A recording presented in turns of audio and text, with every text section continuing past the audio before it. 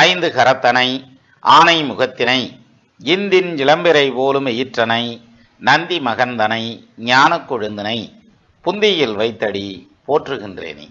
ஜோதிட சொந்தங்கள் அனைவருக்கும் வணக்கம். இன்னைக்கு நான் கமெண்ட்ஸை படிச்சுட்டே இருக்கையில் ஒரு விஷயம் பார்த்தேன்.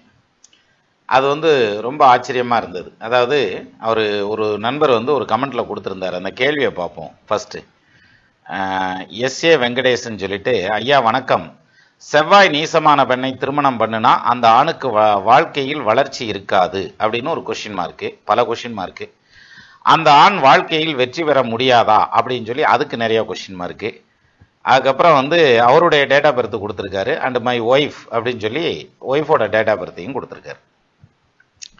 நம்ம இதில் இவர் கேட்டிருந்த ஒரு கேள்வி ரொம்ப முக்கியமான கேள்வியாக பட்டுச்சு, அதனால தான் இதை எடுத்தேன். அதாவது என்னென்னா, செவ்வாய் நீசமான பெண்ணை திருமணம் பண்ணுனா அந்த ஆணுக்கு வாழ்க்கையில் வளர்ச்சி இருக்காதா அப்படிங்கிறது அவருடைய கேள்வி. இதுக்கு என்ன காரணம் அப்படின்னா, செவ்வாய் நாடி ஜோதிடத்தின்படி கணவனை குறிக்கக்கூடிய கிரகம். எது ஒரு ஜாதகத்தில், பொண்ணுடைய ஜாதகத்தில் செவ்வாய் கணவனை குறிக்கும், அது ஆணுடைய ஜாதகத்தில் சுக்கிரன் மனைவியை குறிக்கும். இதுதான் ஃபார்முலா. அப்போ அந்த செவ்வாய் நீசமாக இருந்ததுன்னா அந்த குடும்ப வாழ்க்கை சரியாக வராது அப்படிங்கிற மாதிரியான பாயிண்ட்டுக்கு ஒரு தெளிவாக வந்துட்டார். அநேகமாக இது நிச்சயம் நான் சொல்லியிருக்கிறதுக்கு வாய்ப்பு இல்லை. எப்படி பிடிச்சாருன்னு தெரியல, பிடிச்சிட்டார். அந்த கொஷினை கேட்டார். இப்போது அவங்க மனைவியுடைய ஜாதகத்தை எடுத்துக்கிடுவோம். இந்த ஜாதகம் தான் அவர் கொடுத்துருந்தார். 19th December 1992 9:30 PM, பிறந்த ஊர் கோயம்புத்தூர்னு சொல்லி கொடுத்துருந்தாங்க. லக்னம் கடக லக்னம், ராசி துலா ராசி, ஜென்ம நட்சத்திரம் சுவாதி நட்சத்திரம். இப்போ இவங்க பிறந்தது ராகு தசையில் பிறந்திருக்காங்க இல்லையா. இந்த ஜாதகத்தில் செவ்வாய் நீசம். அது மட்டும் இல்லாமல் 7ல் சனி ஆட்சி, அது இல்லாமல் 7ல் சுக்கிரன். இப்போ இவருடைய கேள்வி இது இருக்கா, அதாவது இந்த பொண்ணை கல்யாணம் பண்ணனால வாழ்க்கையில் முன்னுக்கு போக முடியாதான்னு ஒரு கேள்வி கேட்குறாரு. இவங்களுக்கு 32 வயசு முடிஞ்சு 33 வயசு ஆரம்பித்து 13 நாள் தான் ஆகுது. சரி, இப்போ பேசிக்காக ஒரு பாயிண்ட் எடுத்துக்கிட்டோம்னா, இப்போ இவருடைய பாயிண்ட் அப்படியே எடுத்துக்கிடுவோம். செவ்வாய் நீசமான பொண்ணை கல்யாணம் பண்ணக்கூடாதுன்னா இந்த ஜாதகத்தில் செவ்வாய் நீசம் ஆகலை. ஆக்சுவலாக நீசம் பெற்ற செவ்வாய் உச்சம் பெற்ற நிலையில் நிற்கிதான்னு பாருங்க. நீசமாய் கோளும் வக்ர நிலையில் நிற்குங்காலை, அதாவது செவ்வாய் வக்ரமாக இருக்காரா. அப்போ நீசமாய் கோளும் வக்ர நிலையினில் நிற்குங்காலை ஆட்சிக்கு மேலாய் உச்சம் அடைந்திடும் பலனை கொள்ளும் சூட்சுமம் அறிந்து மற்ற சுவர் நிலை தெரிந்து தக்க மாட்சிமையோடு குருவை மதித்துமே பலனை கூறு அப்படின்னு ஒரு கவி உண்டு. அப்போ நீசம் பெற்ற ஒரு கோள் வக்ரமாக இருந்ததுன்னா அதுக்கு உச்ச பலன் சொல்லுங்கிறான். இங்கே செவ்வாய் நீசமாகி வக்ரமானதுனால அதுக்கு உச்ச பலன் சொல்லணுங்கிற மாதிரியான கான்செப்ட் உண்டு. சரியா? அப்போ செவ்வாய் இங்கே உச்சம்.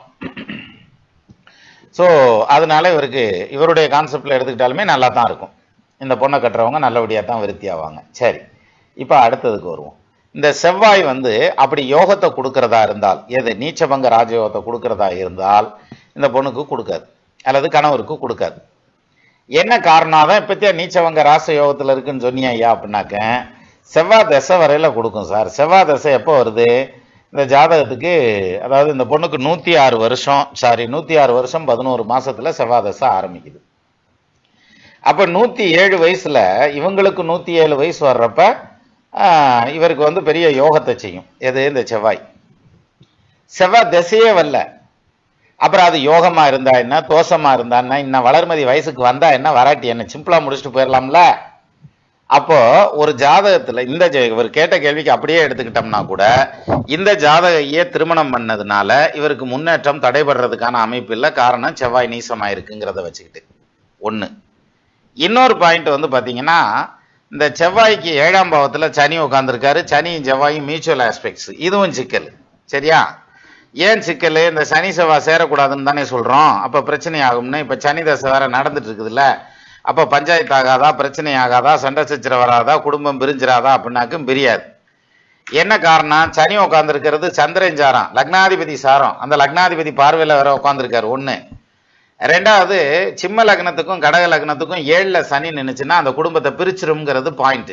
அப்போ இங்கே 7ல் சனி நிற்குது, ஆனால் லக்னாதிபதி சாரம் வாங்கி நிற்கிறார். அவர் வக்ரமெல்லாம் ஆகலை, அப்போ பல மத்திய நிற்கிறார்.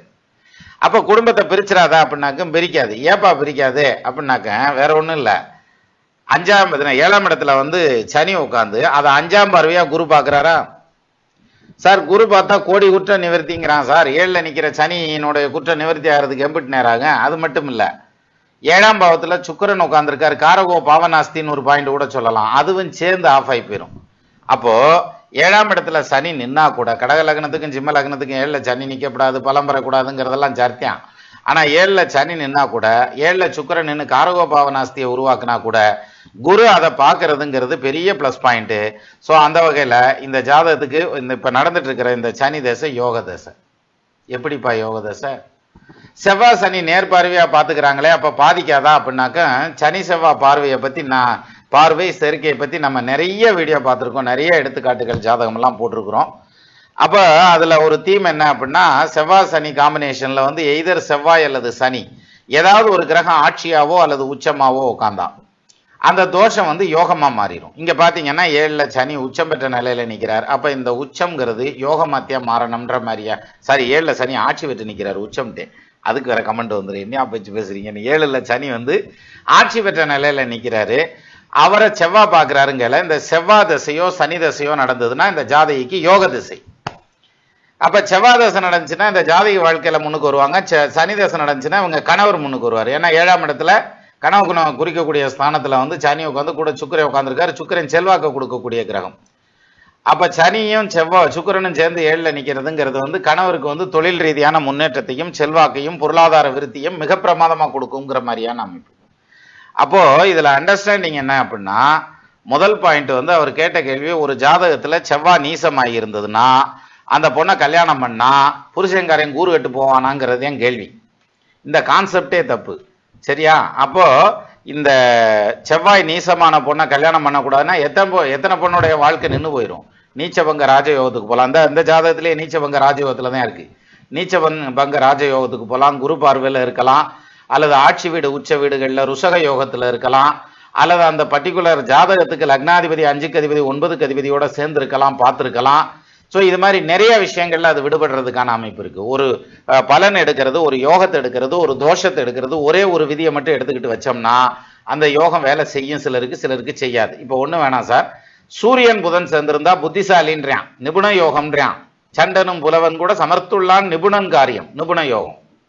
சரி, சூரியன் புதன் நிறைய பேருக்கு சேர்ந்திருக்கும். ஆனா எல்லாருமா புத்திசாலியா இருந்துடுறான்? இல்ல இல்ல, எல்லார் ஜாதகத்துக்கும் தான் சூரியன் புதன் சேர்ந்திருக்கு, நிறைய சேர்ந்திருக்கு. என்ன காரணம்? முக்கூட்டு கிரகங்கள்னு சொல்லக்கூடிய சூரியன் புதன் சுக்கிரன் இது 3 ஒன்னாவே தான் டிராவல் பண்ணிட்டு இருக்கும். அப்ப அந்த சூரியன் புதன் அடிக்கடி சேர்றதுங்கிறதுனால நிறைய ஜாதகத்துல அந்த ஒற்றுமை இருக்கு. அதனாலதான் நிறைய பேர் அறிவாளியா இருக்காங்க. ரைட்டு. ஆனா எல்லாரும் அறிவாளியா இருக்காங்களான்னா இல்ல, இருக்க முடியாது. என்ன காரணம்? அதுல இதே மாதிரியான நிறைய பேராமீட்டர்ஸ் இருக்கு. அப்போ அதை விட்டுட்டு நம்ம ஒரே ஒரு ரூல்ஸ், 9ல் சூரியன் உட்கார்ந்து இருந்தால் தகப்பனார் சேர்த்து போயிருவான் அப்படின்ற மாதிரி ஒரு பாயிண்ட் உண்டு. உடன்ஜென்ம ரக்கணத்திற்கு 9, 5, 10 முடவன் செய் ரவி இந்த மூவரில் ஒருவர் நிற்கில் திடமுறும் பிதாவுக்கு நன்றான், தகப்பனாருக்கு ஆகாதுங்கிற மாதிரியான ஒரு பாயிண்ட் சொல்றாங்க. அப்ப அந்த 9ல் சூரியன் ஆட்சி வீட்டுல உட்கார்ந்துருந்தா, உச்ச வீட்டுல உட்கார்ந்துருந்தா, குருவோட சேர்ந்து உட்கார்ந்துருந்தா, குரு பார்வையில உட்கார்ந்துருந்தா, அல்லது அந்த ஜாதகத்துக்கு 9க்கு அதிபதியோட சேர்ந்திருந்தா ஒரு பிரச்சனையும் இல்லை. எது? தகப்பனாருக்கு நீடித்த ஆயுள் உண்டு. அதை விட்டுட்டு 9ல் சூரியன் இருந்தா சேத்து பெரியான்னு சொல்லியிருக்கப்பா, அதனால அப்பா போயிடுவாருன்ட்டு டப்புன்னு இப்படி ஒரு முடிவு எடுத்தோம்னா நம்ம குறுக்கு வாக்குல வந்து பிடிச்சிக்கிட்டு ஜோசியத்தை முறிக்கிறோம்னு அர்த்தம். அதனால நல்ல வேலை இந்த டவுட் இருந்ததை அவர் கேட்ட வரைக்கும் அவரை பாராட்டணும். ஸோ அந்த வகையில வந்து எந்த ஒரு முடிவு எடுக்கிறதுக்கு முன்னாடியும், இது மாதிரியான தீர்மானமான ரொம்ப கடினமான முடிவுகள் எடுக்கிறதுக்கு முன்னாடியும் ஜோசியத்தை கன்சல்ட் பண்ணிக்கிறதுங்கிறது நல்லது. ஒண்ணு, நல்லா தெரிஞ்சாலும் 4 பேர்கிட்ட கேளு, அதிகமா அறிஞ்சாலும் 5 பேர்கிட்ட கேளுன்றான். அதனால அவர் நம்மளுக்கு கொஸ்டினா கமெண்ட்ஸ்ல போட்டு விட்டதுங்கிறது ஒரு வகையில நல்லது. இப்ப இதை போடாம மனசுக்குள்ளேயே வச்சுக்கிட்டு ஏதாவது ஒரு சின்ன சிரமம் வந்ததுன்னா கூட, இவ்வளவு கல்யாணம் பண்ணதுக்கு அப்புறம் தான் நான் இப்படி நாயா பட்டுக்கிட்டு இருக்கேன் அப்படின்னாக்க, கல்யாணம் பண்ணனாலும் நாயாத்தையும் படுவார். படணும்னு நேரம் வந்துருச்சுன்னா அது படுவார். அதே மாதிரி இந்த மாப்பிள்ளைய விட்டு வேற மாப்பிள்ளைய கட்டியிருக்கலாம், இந்த பிள்ளைய விட்டு வேற பிள்ளைய கட்டியிருக்கலாம். எந்த பிள்ளையா கட்டினாலும் ரெண்டாவது மேரேஜ் மேட் இன் ஹெவன். திருமணங்கள் கோயமுத்தூரில் நிச்சயிக்கப்படவில்லை, திருமணங்கள் சொர்க்கத்தில் நிச்சயிக்கப்படுகிறது. அதனால அவர் கேட்ட கேள்வி கரெக்டு தான். அவருடைய சந்தேகத்தை அவர் கேட்டிருக்கார். என்ன கேள்வி கேட்டிருக்கார்? அதாவது செவ்வாய் நீசமான பெண்ணை திருமணம் பண்ணுனா அந்த ஆணுக்கு வாழ்க்கையில் வளர்ச்சி இருக்காதா அப்படிங்கிறதான் அவருடைய கேள்வி.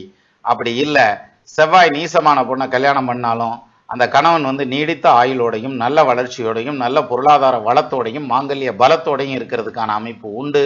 அதே மாதிரி சுக்கிர நீசமான ஆணை கட்டினாலும் அந்த பொண்ணுக்கு தீர்க்கமான மன வாழ்க்கையும், அமைதியான குடும்ப வாழ்க்கையும், சந்தோஷமான குடும்ப வாழ்க்கையும், கணவனோடு கூடிய பிரமாதமான ஒற்றுமையும் வர்றதுக்கும் வாய்ப்பு உண்டு.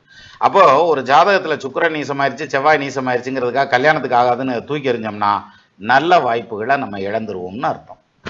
சொல்ல வந்த விஷயத்த சொல்லிட்டேன். மீண்டும் இன்னொரு வீடியோல சந்திக்கலாமா? நமது நண்பர்கள் ஆள் போல் தழைதழைத்து, அருகது போல் வேரூன்றி, மூங்கில் போல் கிளை கிளைத்து, முதியாமல் வாழ்ந்திருக்க வாழ்கவென வாழ்த்தி அமைகிறேன். வணக்கம்.